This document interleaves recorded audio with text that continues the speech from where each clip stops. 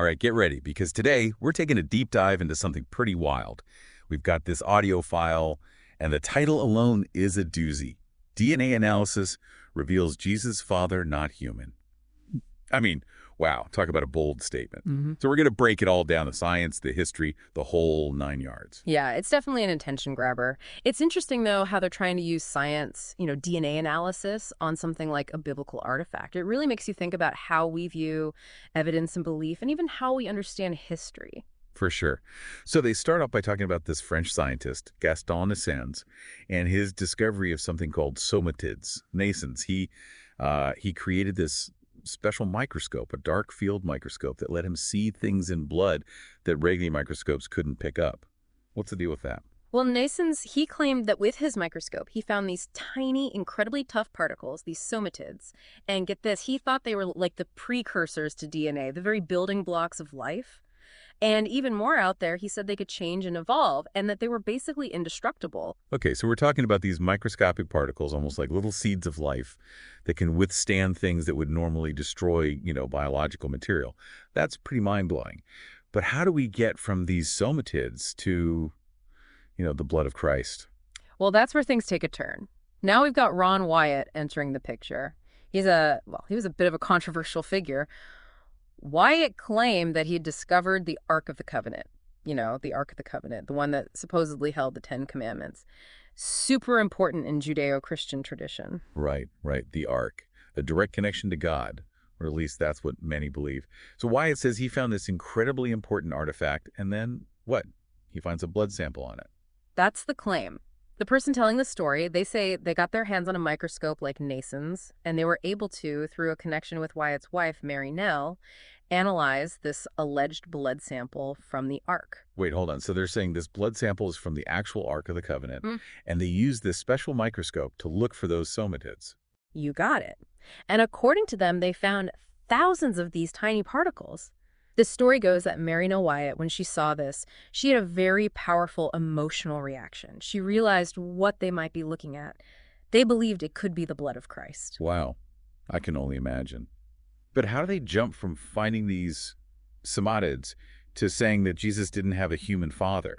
What's the scientific explanation for that? Well, this is where the DNA analysis comes in. They claim they analyzed this blood sample and found it was missing paternal chromosomes, except for one Y chromosome. Now, if this were true, it would mean, biologically speaking, it would be impossible. Conception without a human father. Which, of course, lines up with the idea that Jesus was the Son of God, conceived through divine intervention. It sounds like they're saying, hey, look, the science backs up the Bible. Exactly. And they take it even further. They tie this discovery to what happened during the crucifixion. Remember the earthquake that's described in the Bible, the one that happened right when Jesus died? Yeah, of course.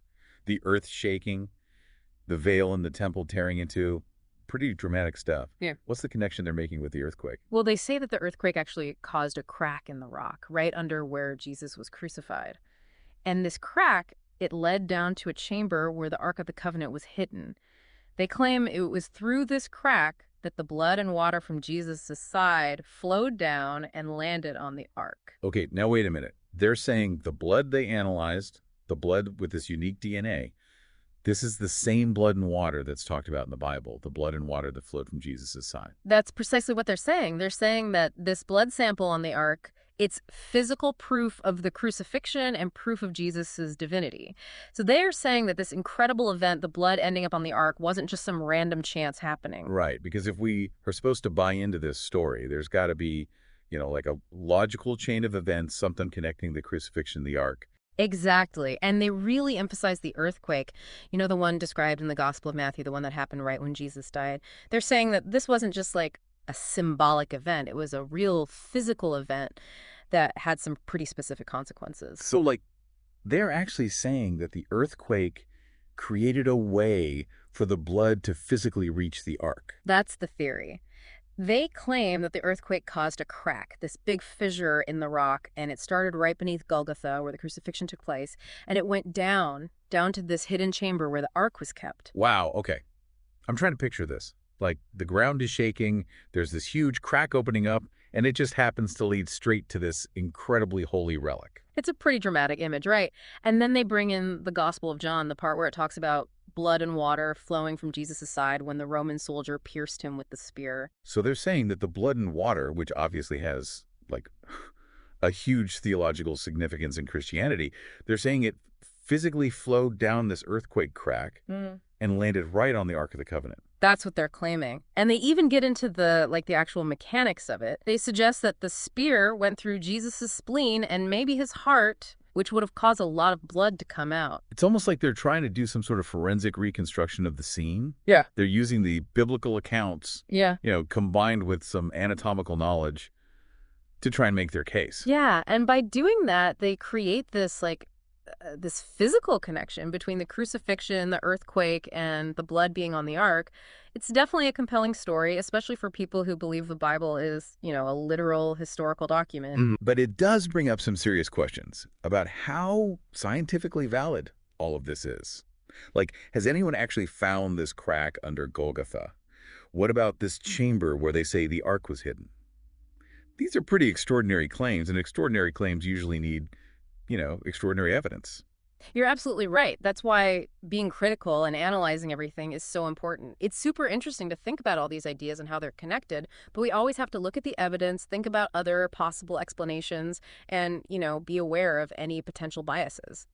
Because, let's be real, this story, it really taps into some deeply held beliefs about Jesus, his divinity, and whether the Bible is literally true or not. It's easy to just get caught up in the narrative, especially if it confirms what we already believe. That's such an important point. We need to be aware of our own biases when we're looking at information like this. Are we believing something just because it fits with our worldview, or are we really looking at it objectively? It's a tough thing to do, especially with something like this that's tied to faith and personal beliefs. You're right. That's something we all need to keep in mind. So where does this audio go next? We've got the blood on the ark, the DNA stuff, the earthquake. What's the next part of this puzzle?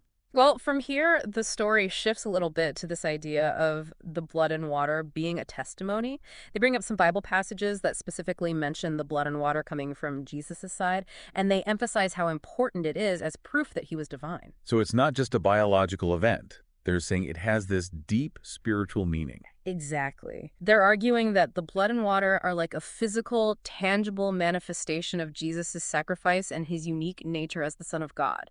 And they connect this directly to the blood sample on the ark. They're saying it's a testament, a physical artifact that validates the biblical account. It's like they're creating this grand unified theory. They're trying to weave together science, history, and faith into one big, coherent narrative.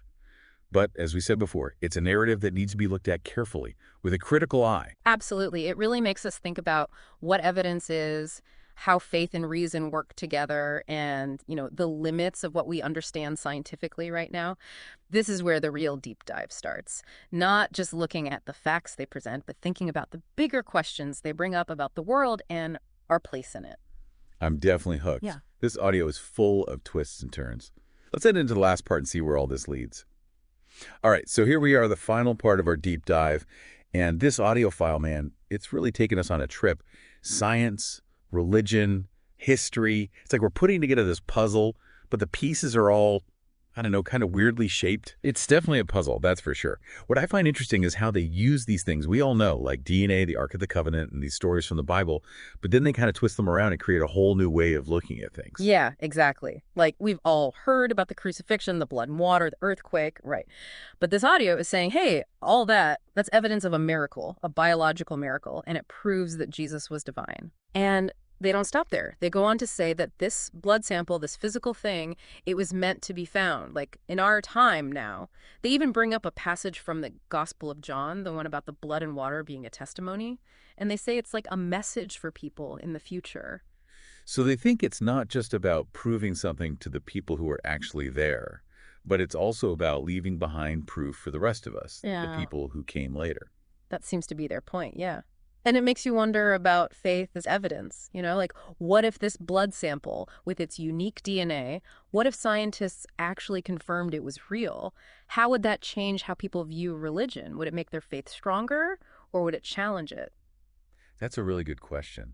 For some people, faith is all about believing without needing to see physical proof. It's about accepting things on a spiritual level.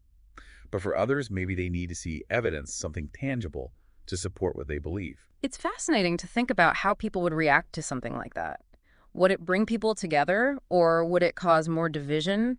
Would it make people question their beliefs, or would it just reinforce what they already think? It's hard to say for sure. It feels like this audio file is like throwing a rock into a pond, and we're just watching the ripples go out in every direction. It really gets you thinking about the connection between science and religion, what it means to believe in something, and I guess what it means to be human. That's what makes this whole deep dive so interesting, you know? It's not just about the specific things they're saying, but it's the big questions they make you ask and the conversations they start. It makes you question what you thought you knew and see things in a different way. I gotta say, I'm walking away from this with a sense of, I don't know, wonder and a whole bunch of new questions. Like, what are the implications of all this? Where does science end and faith begin? And what does it all mean for how we understand the world and ourselves? Those are really important questions, and I think they're worth thinking about. To everyone listening, I encourage you to keep digging into this topic. Do your own research, look at the evidence, and come to your own conclusions. This isn't the end of the journey, it's just the beginning. Well said. Thanks for joining us on this wild ride. Until next time, keep those minds open and keep exploring.